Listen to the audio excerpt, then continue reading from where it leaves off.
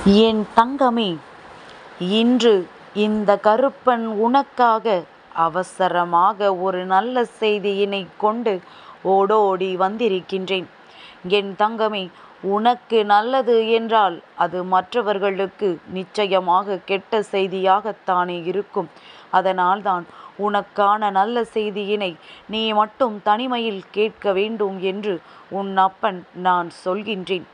என் பிள்ளையே, நல்லது வாழ்க்கையில் நடக்கிறது என்றால் அதை நினைத்து சந்தோஷப்படுவதை விடுத்து ஏற்கனவே இருக்கின்ற கஷ்டங்களை நீ நினைத்து கொள்ளக்கூடாது. இன்று இந்த கருப்பன் உன் வாழ்க்கையில் தருகின்ற செய்தி நிச்சயமாக கேட்டவுடன் என் பிள்ளைக்கு மனமகிழ்ச்சியை கொடுக்கும் என்பதில் எந்த ஒரு சந்தேகமும் எனக்கில்லை. உனக்கு சந்தேகம் இருக்கின்றது, அப்பன் நல்லதை நடத்தி கொடுக்க மாட்டான் என்பது போன்ற எண்ணம் தோன்றிவிட்டது என்றால் நிச்சயமாக இந்த கருப்பன் வாக்கினை கேட்டாலும் உனக்கு பலன் கிடைக்கப் போவதில்லை. என் பிள்ளை, நம்பிக்கையோடு அப்பனை வணங்கி தினமும் என் வாக்கினை கேள். நான் உன்னை தேடி வருகிறேன் என்றால் நிச்சயமாக நீ ஏதோ ஒரு வகையில் ஒரு புண்ணியத்தை செய்து விட்டாய்.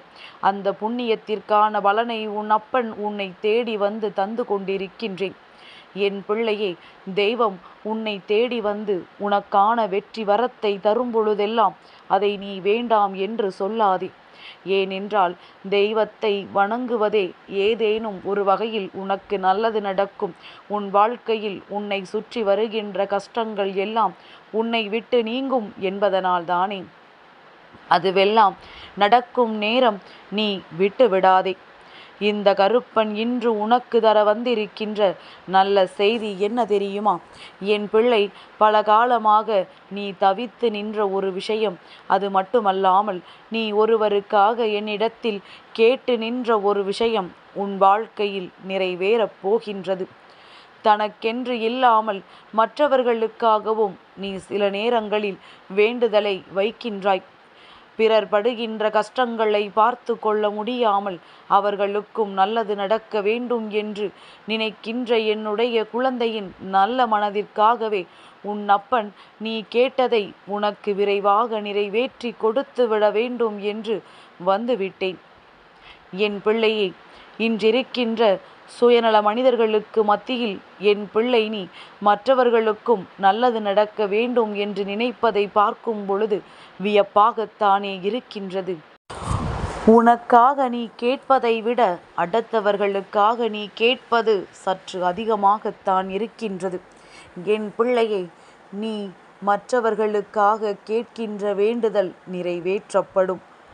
அதற்கு முன்பாக நீ வைத்த வேண்டுதல் உனக்கு நிறைவேற்றி கொடுக்கப்படும். என் பிள்ளை, எதை நினைத்து இந்த அப்பனை தேடி வந்தாயோ இந்த கருப்பன் உன் வாழ்க்கையில் அதனை நிச்சயமாக நிறைவேற்றி கொடுத்து விடுவேன். நான் சர்வசாதாரணமாகவெல்லாம் உன்னை காண வந்து விடவில்லை.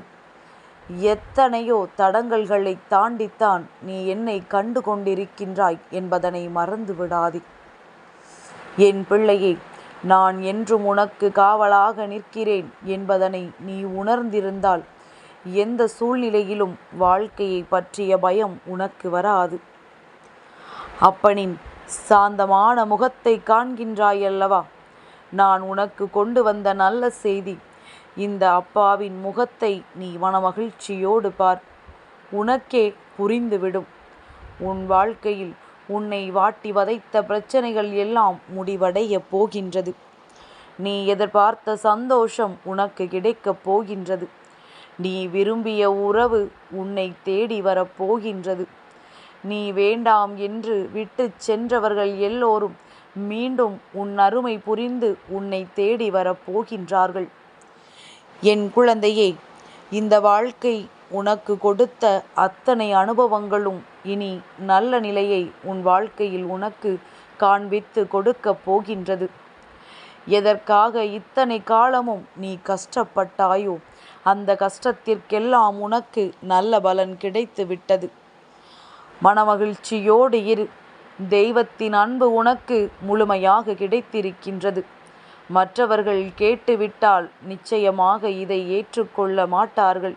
மாறாக நீ நன்றாக இருக்கிறாயே, தெய்வத்தின் வாக்கினை கேட்கிறாயே என்று வயிற்றெரிச்சல் படுவார்கள். தனிமையாக கேட்டுக்கொண்டிருக்கின்ற உனக்கு இனி வாழ்க்கையில் நல்லது மட்டுமே நடக்கும்.